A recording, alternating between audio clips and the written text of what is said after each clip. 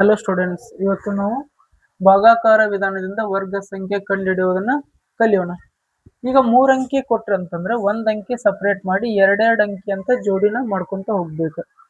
ಇವಾಗ 4 ಅಂಕಿ ಕೊಟ್ರೆ 2 ಅಂಕಿ ಅಂತ ಜೋಡಿ ಮಾಡ್ಬೇಕು. 5 ಅಂಕಿ ಕೊಟ್ರೆ ಫಸ್ಟ್ 1, ಆಮೇಲೆ 2, ಆಮೇಲೆ 2 ಈ ರೀತಿ ಜೋಡಿ ಮಾಡ್ಬೇಕು. ಫಸ್ಟ್ 576ನ ಯಾವ ರೀತಿ ಬಿಡಿಸ್ಬೇಕಂತ ನೋಡೋಣ.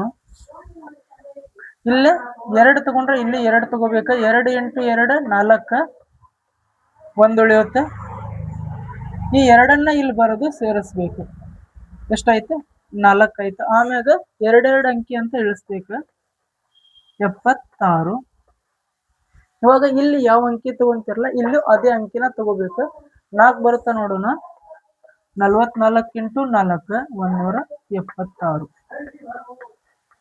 176. 576ರ ವರ್ಗ ಸಂಖ್ಯೆ ಯಾವ್ದಪ್ಪ ಅಂದ್ರೆ 24. ಇವಾಗ ಎರಡನೇ ಕ್ವಶನ್ಸ್ ನೋಡೋಣ. 1 2 2 5.